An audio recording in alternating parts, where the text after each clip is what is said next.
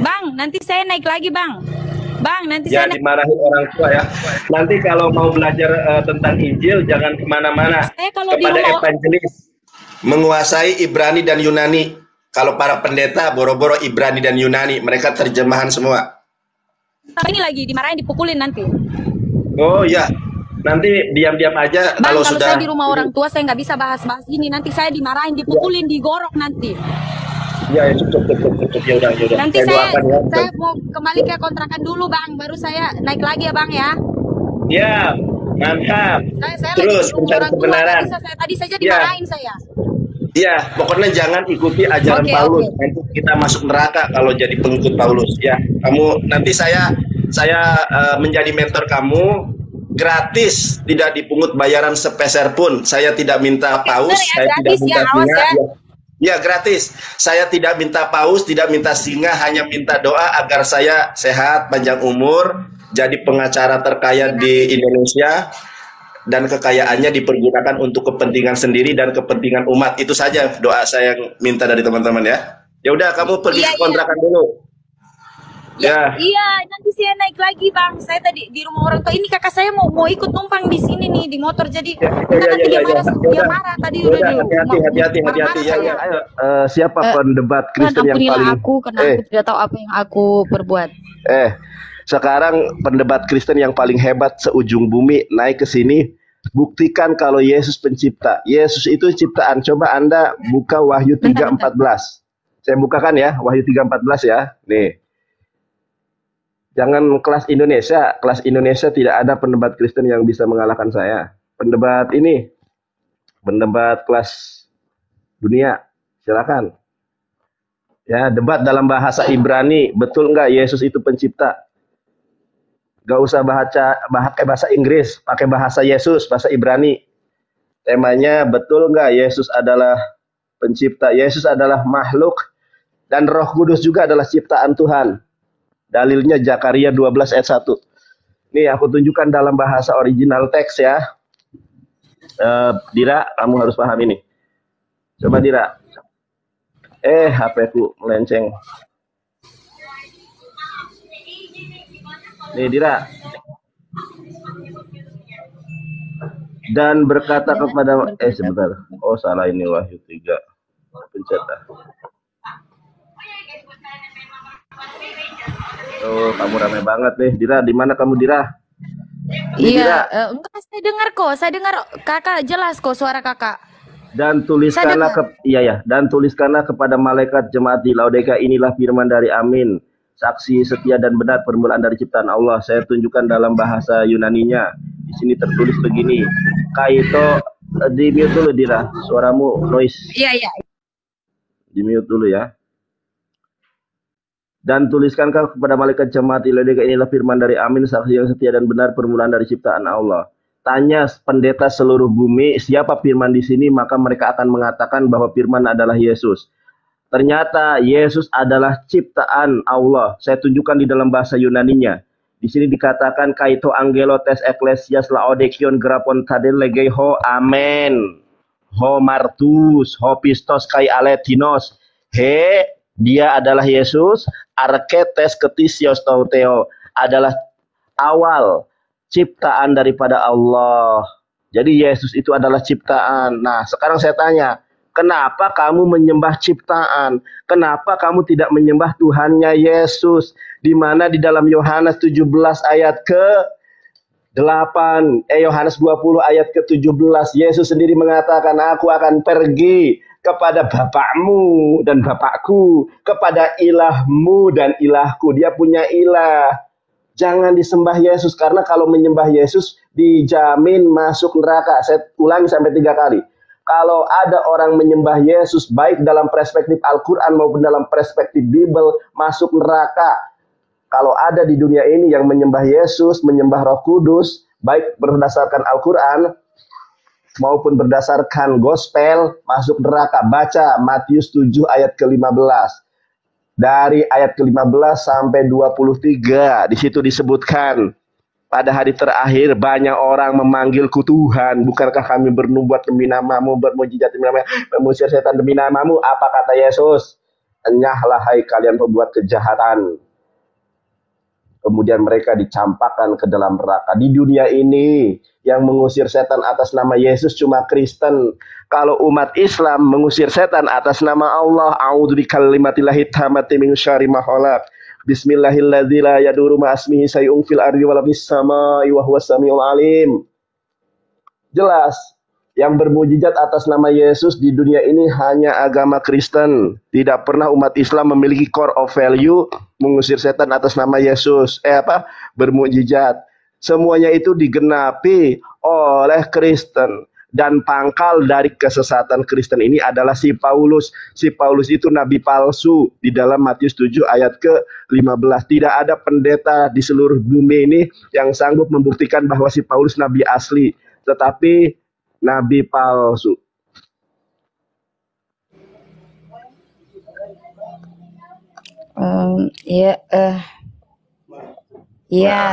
Ya.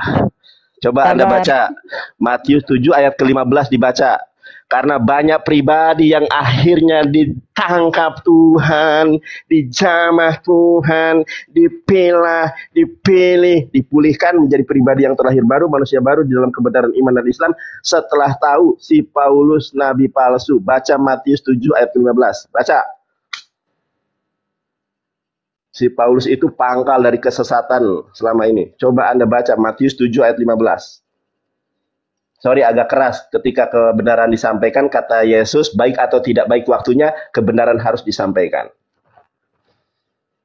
Ketika mendalami agama harus serius, saudari. Jangan bercanda, jangan. Harus serius. Matius 7 ayat 15. Iya, Matius 7 ayat 15. Dibaca. Sudah sering naik komal seperti ini? Dinda? Dinda apa Bunda nih? Bunda? Iya, pernah. Bentar. Saya lihat dulu ayatnya. Iya. Waspadalah terhadap nabi-nabi palsu yang datang kepadamu dengan menyamar seperti domba, tetapi sesungguhnya mereka adalah serigala yang buas. Oke, sekarang yang pertama adalah kita identifikasi. Domba itu di dalam terminologi teologi kekristenan apa domba itu? Halo? Tahu nggak? Kalau nggak tahu, kata kasih tahu. Iya, jelasin nggak tahu. Jadi yang namanya domba itu adalah para pengikut Kristus. Di dalam teologi kekristenan, domba itu adalah para pengikut Kristus. Makanya Yesus adalah gembala yang baik. Gembala yang baik dari domba-dombanya. Ini sebuah istilah di dalam kekristenan. Nah, sekarang saya tanya, nabi palsu yang mana yang mendatangi para murid dan menyamar jadi pengikut Kristus?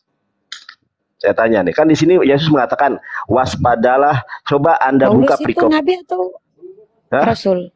Saya enggak mengatakan Paulus ya. Tetapi kita coba secara sistematis, secara runut. Siapa nabi pendeta dulu ya? Jangan tanya pendeta, ada jawabannya di dalam Alkitab. Buka Kisah Para Rasul 13 ayat ke-1. Itulah nabi palsu yang mendatangi para murid. Coba baca Kisah Para Rasul 13 ayat ke-1. Tidak pernah ada nabi palsu. Si Paulus itu adalah nabi palsu yang, mohon maaf, di-report. Baru gini di-report.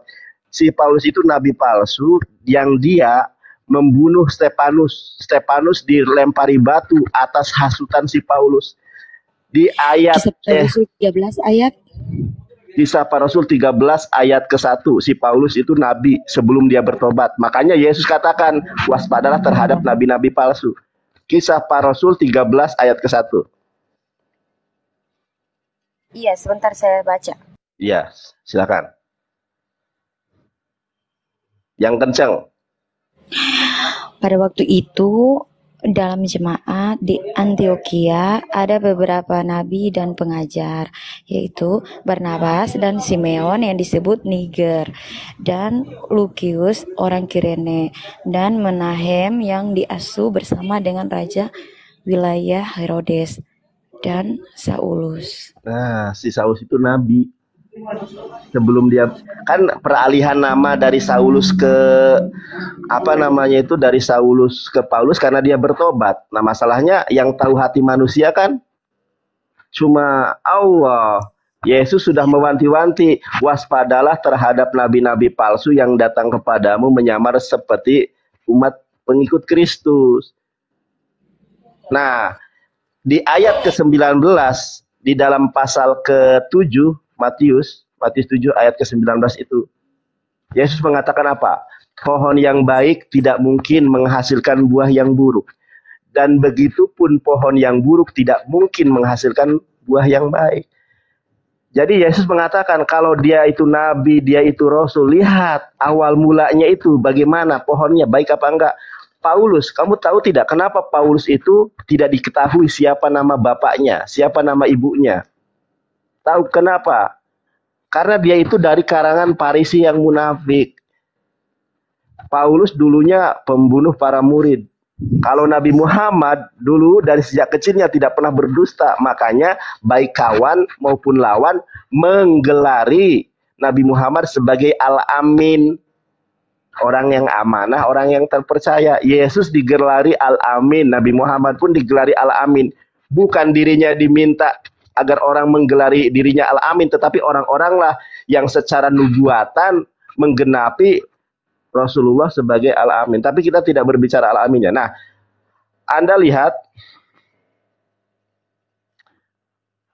saya pastikan ya. Coba Anda lihat. Matius 24 ayat ke-26. Matius pasal 24 ayat ke-26. Siapa nabi palsu itu? Ya, sebentar. Matius 24 ayat 26. Iya. Ini si Paulus adalah nabi palsu yang hasil kenabiannya itu dia menghasilkan 14 kitab, lebih banyak daripada Injil.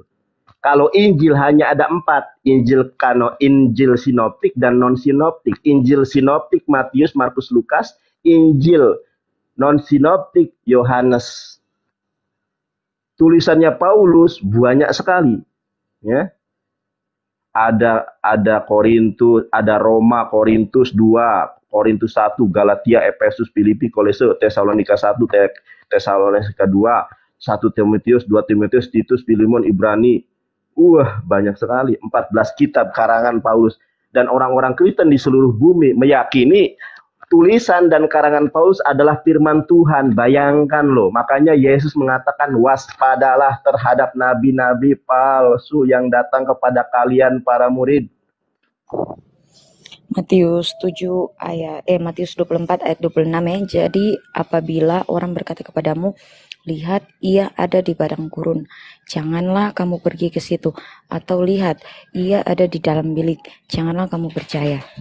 Nah, sekarang saya tanya, kilat memancar. Ini ayat 27 kelanjutannya, sebab sama seperti kilat memancar dari sebelah timur dan melontarkan cahayanya sampai ke barat, demikian pula lah kelak kedatangan Anak Manusia. Oke. Itu terdapat di dalam Lukas 17 ayat 23 sampai 24. Jadi begini. Jadi Yesus bercerita nanti nabi palsu itu akan berdusta. Ingat, nabi palsu itu akan berdusta bahwa dia pernah melihat Yesus di padang gurun. Ya, dia akan berdusta bahwa dia melihat Yesus di padang gurun. Iya, betul. Nah, sekarang saya tanya, siapakah orangnya yang pernah bersaksi bertemu Yesus di padang gurun? Di mana kesaksiannya bertolak belakang? Siapa? Sekarang kalau Nabi Muhammad tidak pernah bertemu dengan Yesus di padang gurun, tidak pernah. Di dunia ini satu-satunya manusia yang mengklaim bertemu dengan Yesus di padang gurun hanya Yesus ketika dia pergi ke Damsyik. Di dalam kisah para Rasul 9 ayat ke-7, yang mana si Paulus juga kesaksiannya karena dia adalah nabi palsu, dia mengatakan, orang-orang yang bersamaku mendengar suaranya tapi tidak melihat rupanya itu. Paduka, terima kasih. Di dalam Kisah Para Rasul 22 ayat ke-9, orang-orang yang bersamaku melihat tetapi tidak mendengar suaranya. Kesaksiannya itu kontradiksi, padahal itu adalah proses dari dia pertobatan. Selegenje. Sama seperti halnya orang ketika berdusta. Kamu kemarin pergi kemana? Saya kemarin pergi ke Jakarta. Suatu saat ditanya, hari kemarin, minggu kemarin kamu kemana? Aku ke Semarang. Nah, kenapa? Karena dusta. Si Paulus pun demikian. Pada kesaksian pertama di Kisah Para Rasul 9 ayat ke-7, orang-orang bersamaku mendengar suaranya tapi tidak melihat Abang rupanya. ini Muslim. Abang Muslim ya? Iya, saya Muslim. Abang dari Kristen pindah ke Muslim atau? Enggak, kita nggak usah ke situ dulu. Kan saya sudah bilang bahwa saya ini Iya, saya penginjil. tanya, soalnya kan abang tahu tadi ayat di dalam Karena saya perjanjian iya, lama sama perjanjian baru.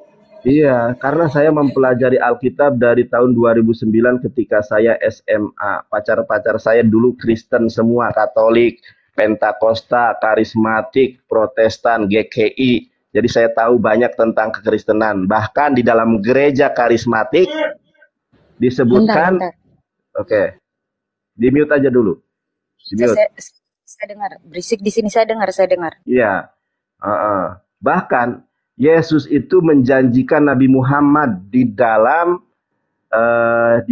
apa? Di dalam Yohanes 16:13. Dari 12:13 Anda baca di situ. Kalau ini baru nabi yang asli. Kalau yang menemui para murid, nabi palsu. Satu-satunya manusia, coba nanti saya lihat ya. Si Paulus juga tidak ngerti sejarah, si Paulus ini.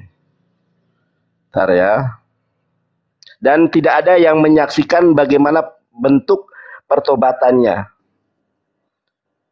Sebentar, Kisah Para Rasul.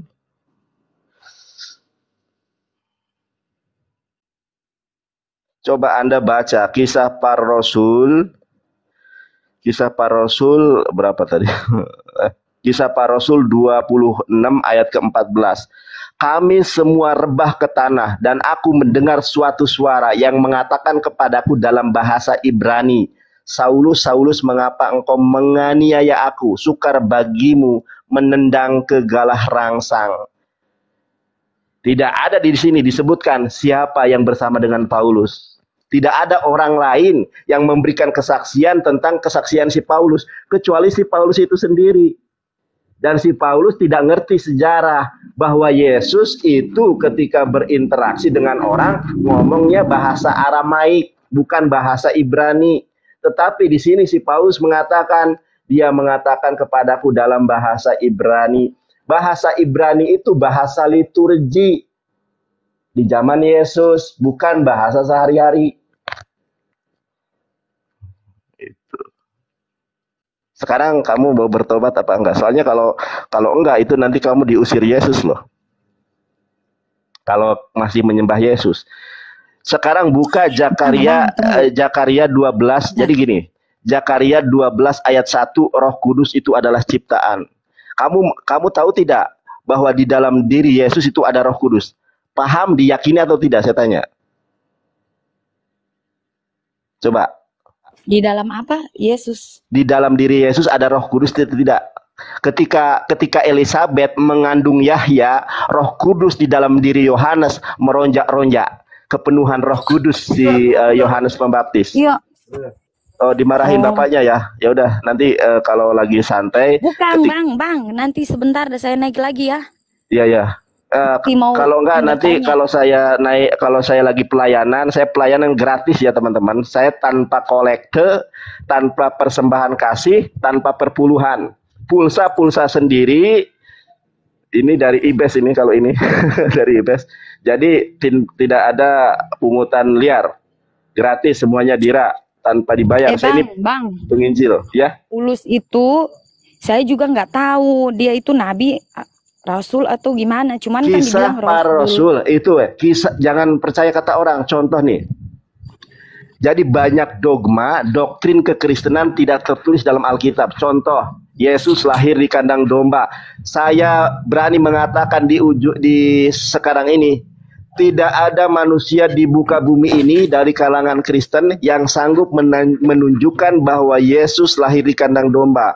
Yang sesungguhnya Yesus lahir di bawah pohon kurma, karena tidak mungkin sehari semalam tinggal di bawah pohon kurma. Akhirnya Yesus dibawa oleh Bunda Maria ke penginapan, tapi karena penginapan penuh, maka dia dibawa ke Migdal Eder, menara pengawas para domba. Di situ ada palungan yang sudah tidak terpakai, diletakkan di situ, bukan di kandang domba. Tidak ada ayatnya dalam Alkitab Yesus lahir di kandang domba, tidak ada. Itu salah satu dogma dan doktrin. Begitupun Paulus, mereka menutupi bahwa si Paulus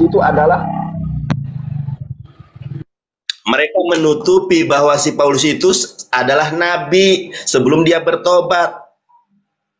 Coba baca Kisah Para Rasul 13 ayat 1. Sekarang Anda coba buka Kisah Para 1 Korintus 4 ayat ke-6. Coba baca apa di situ dikatakan.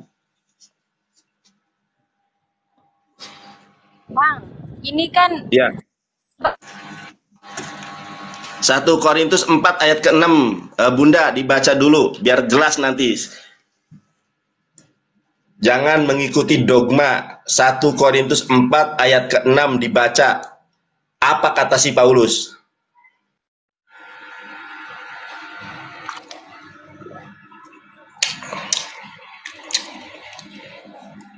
Baca 1 Korintus 4 ayat ke-6. Bang, nanti saya naik lagi, Bang. Bang, nanti Ya, saya dimarahin orang tua ya.